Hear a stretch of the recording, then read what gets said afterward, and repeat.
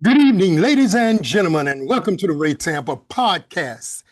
Our podcast offers bold commentary on various subject matters with a laser-like focus on the truth. My name is Ray Tampa. I'm the host of the Ray Tampa podcast.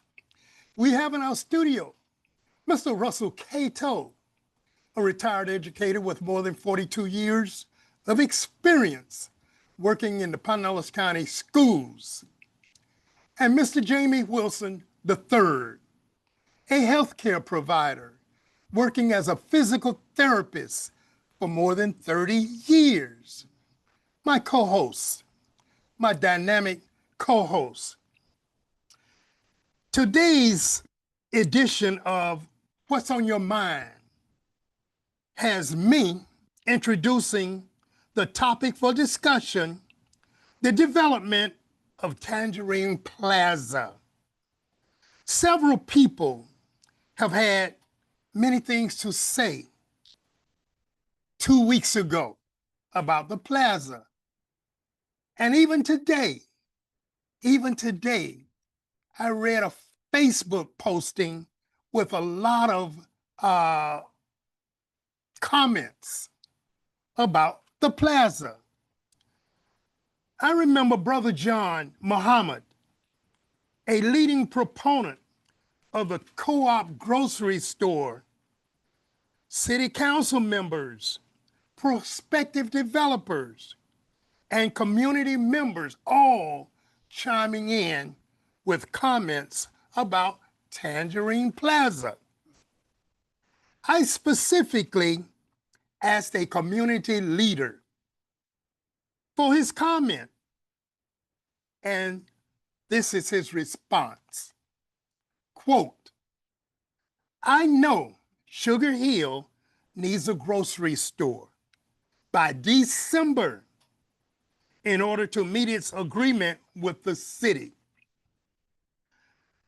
This would fulfill that part of the agreement, but we would have a developer with no money, no experience, combined with a grocery store that basically has no money either. The developer has no money. The developer has no experience. And a grocery store with no experience or money? The guy went on to say to me, my fear is that the city will issue a demolition permit without the financials to rebuild, and then we will be left with a parking lot. End of quote. In response to that comment, a city council member texted me to say, quote, I do not believe the demo is going to happen. When I met with Sugar Hill Group this week, she said, they informed me that they have secured a grocery. They did not disclose the name. I would like to find another location for the co-op that would not be entangled in the Tangerine situation. She went on to say, I voted no on this deal in the first place. I voted no, she said. The financing is still lacking, and I don't see that coming together by the end of the year. End of quote. Another council member texted me to say, I raised those same concerns to Sugar Hill this week in a meeting. One of the Sugar Hill founders got very offensive and combative. He He then said, I'm on the same page as you, Mr. Ray. A dismissed developer of the Tangerine Plaza texted me and asked that I call her. We talked for about 45 minutes. What in the hell is going on? Our city leadership is looking very politically immature. Lastly, this morning, a noted dentist in our community posted a statement. In her posting, she said cars were lined up from 22nd Street and 18th Avenue all the way back to 16th Street, trying to get into Tangerine Plaza to get food. This happens, people, week after week after week, and it's been happening for more than 2 years. 2 years. After she posted her statement, a lot of people offered comments. So that's where we are. That's where we are. The developers, the prospective developers who have been granted permission to develop this plaza, they have until December 31st to come up with the money to make this development possible. Like Gina Driscoll said, she doesn't believe they can do it. Any comments? Why? That's heavy. It is heavy. Yeah, that's very heavy. And I think here we go back with leadership again. Let's look at it, Jamie and Tampa. It's all about leadership. And it just so happened, there are two things here. Tangerine Plaza and Tropicana area. What you going to do? What you going to do? Two disasters. Two disasters, poor leadership. What you going to do? Now, I was trying to avoid calling out the name of the people who have been given permission to develop Tangerine Plaza. Okay. But we have to, at this point, Pastor Louis Murphy and his partner, Roy Binger, have been given permission to develop this plaza. And they were given 16 months, if I'm correct, 16 months to come up with the money to make this development work. Mayor Welch made that decision. Why? In my estimation, Murphy has the largest Black church in the city.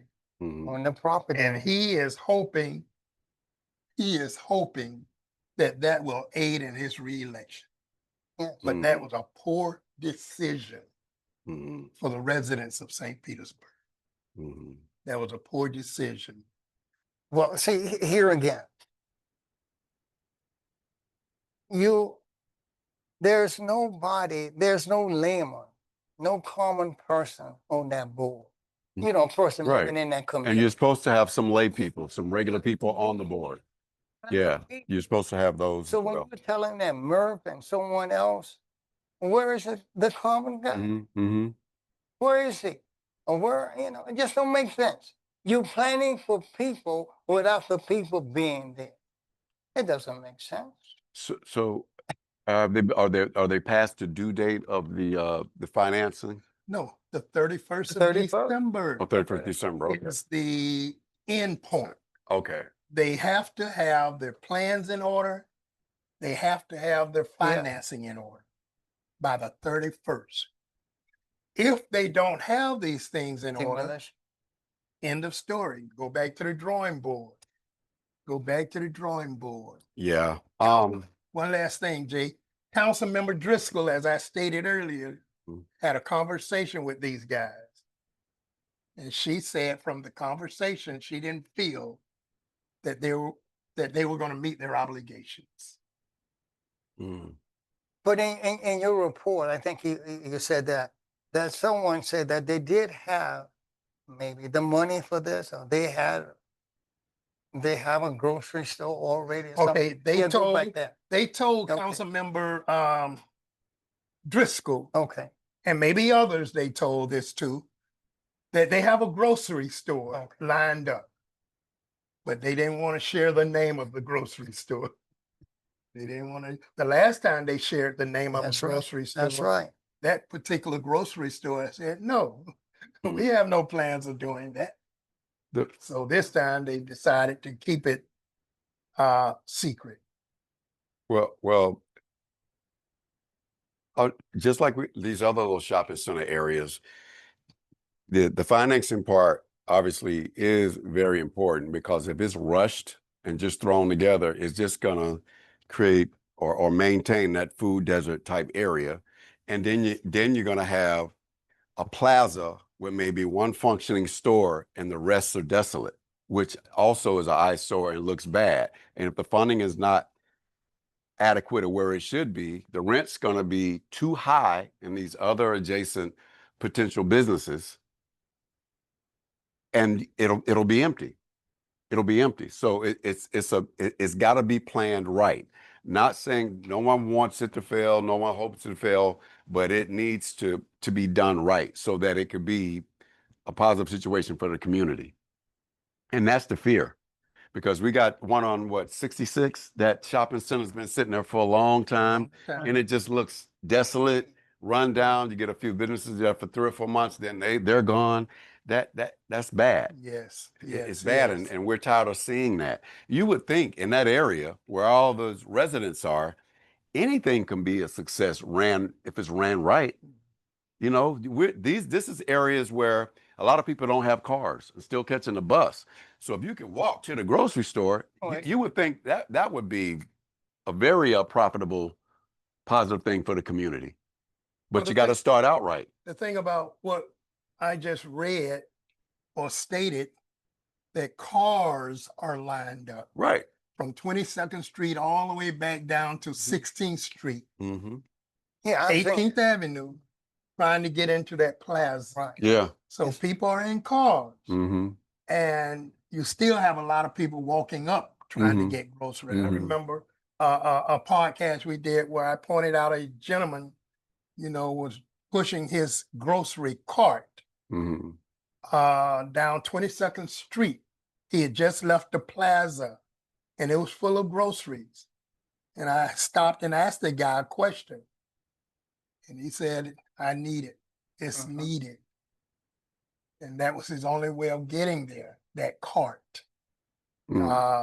But It's going to put a sour taste in people's mouth, and they're just going to bypass it. bypass it. They're going to go to the bigger chains that's a little farther. And because I'm a person, I don't like to wait. I don't like to wait in line for nothing. If I can avoid it, I will. So, But Jimmy, here's what scares me. And Ray just got through talking about a guy with a cart coming in. mm-hmm. These are the people that need to be talked to. Mm-hmm. You see what I'm saying? Mm-hmm. These are the people that are in need. I'm not knocking Murphy because he's on the board, but there got to be other people. Mm-hmm. There got to be laboring on that board with Murphy. You got to hear the needs of other people in the community. And that's what I was talking about, more so the local community. If you got cars, you can go where you want. Yeah. I'm just saying it's right there in a residential area for the guy who you're talking about pushing the cart, Yeah. for the local people who have the disparity, the transportation disparity. You see what I mean? Yeah. But this lady, Miss Brubaker, she's the leader of Positive Impact. Mm-hmm. That's the name of the group, Positive Impact, Mhm. that's providing all this food. Mm-hmm.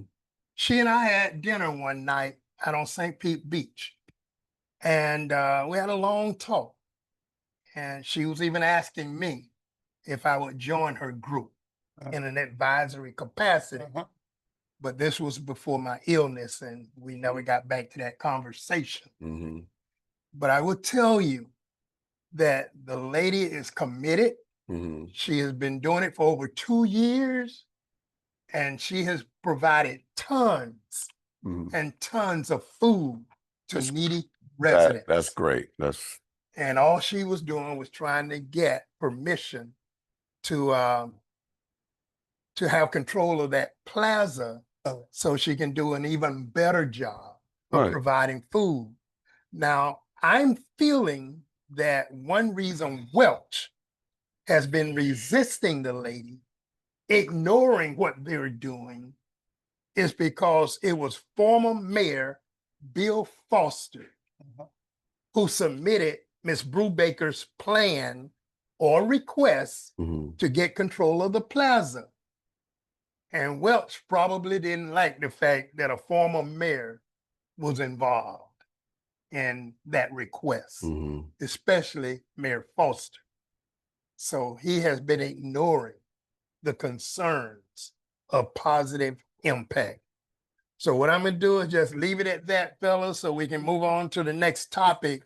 But Tangerine Plaza is a topic that highlights the political immaturity Mhm. of St. Petersburg's leaders.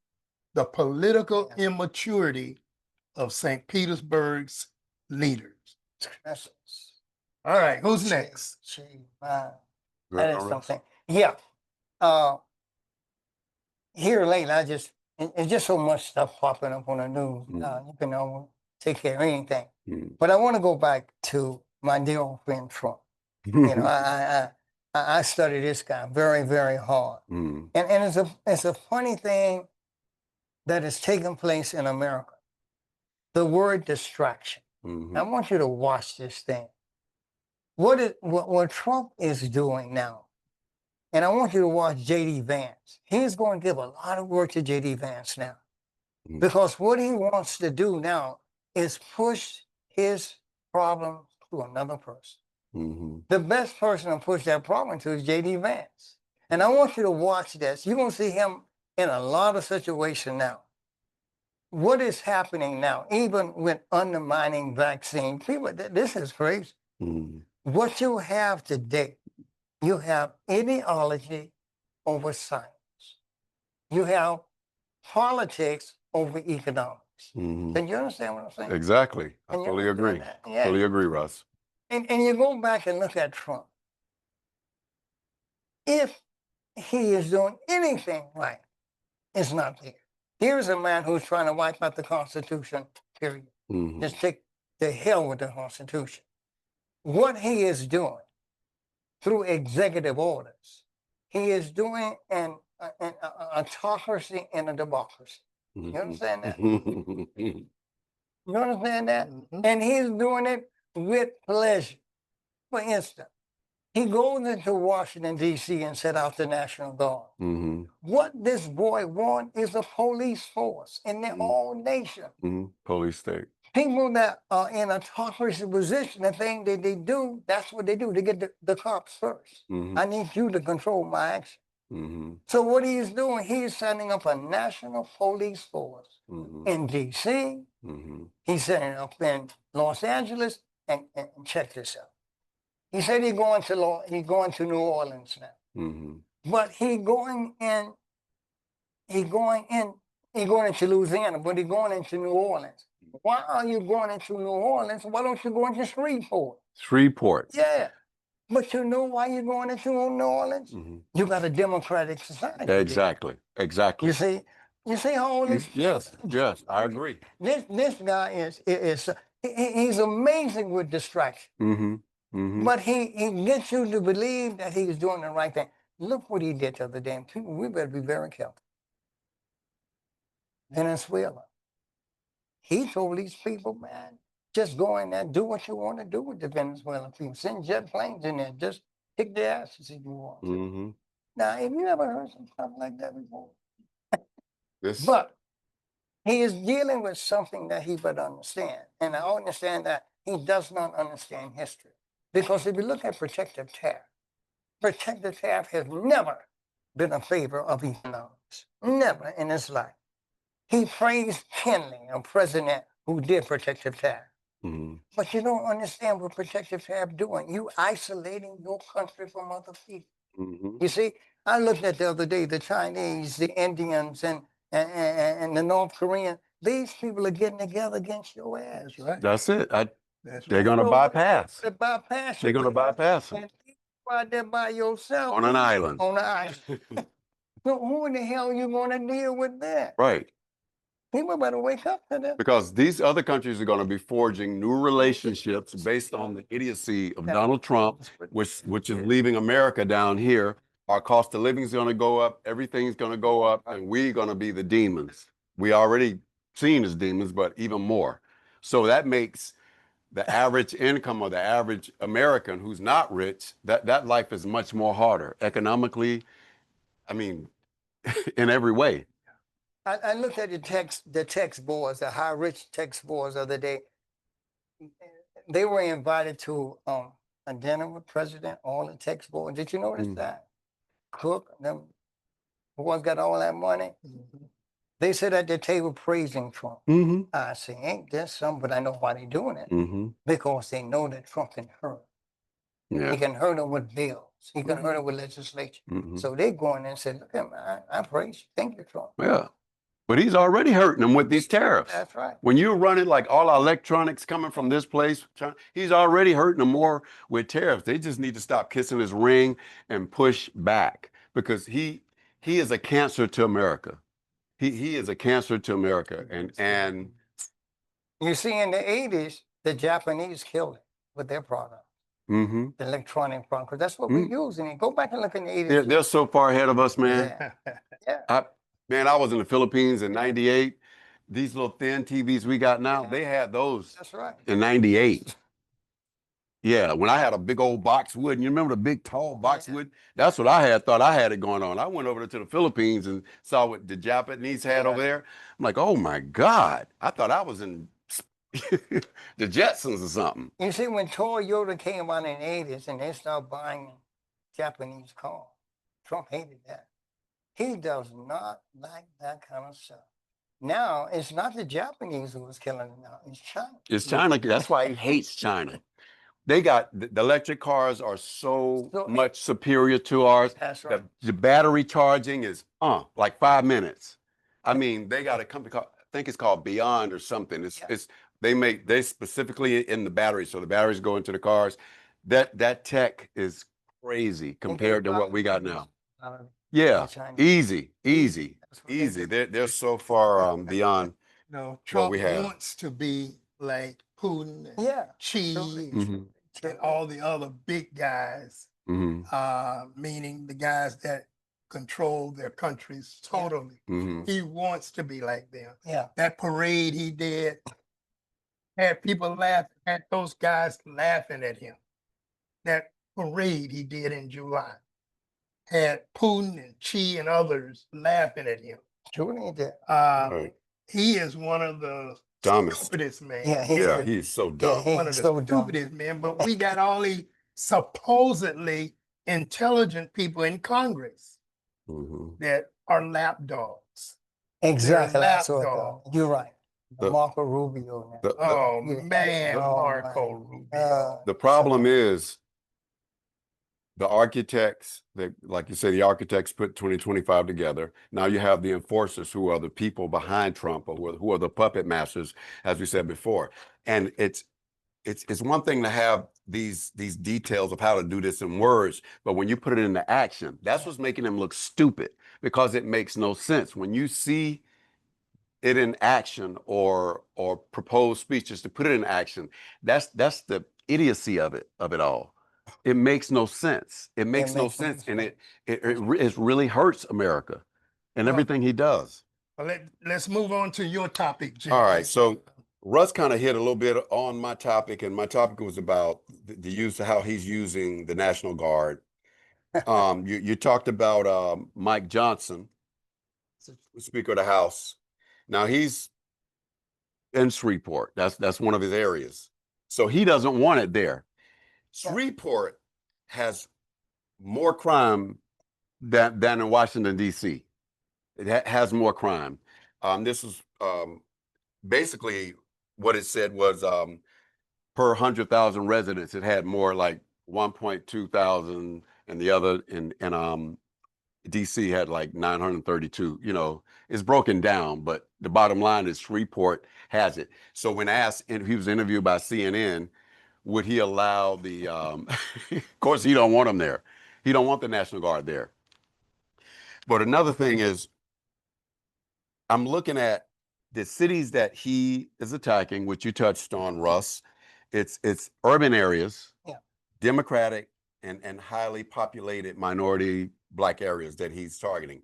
And to send troops, you're just totally disregarding the police force that's already there.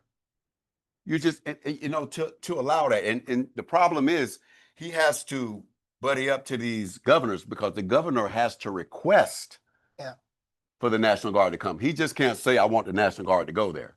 They have to request, and that's the problem he's running into. And that's why he's getting a lot of pushback. And back to Chicago. Chicago, yeah, does have its crime, but you got to understand, it's gun crimes they're kind of talking about. And you got neighboring red states like Indiana and Indianapolis. These are red states that are allowing the guns to come through. But he don't want to send the National Guard there. He could send ATF on the borders that border Chicago. He could send ATF and DEA, but he doesn't want to do that. He wants to demonize these cities with high urban occupancy and democratic. He wants to demonize it so he can take it over. And eventually, and I actually think this is part of this is somehow connected to the 2025 thing. Because if you could take these cities and flip them and control them, then that's more Republican representation. So I think it's all in the plan. But and another thing he's cut so many programs in these cities.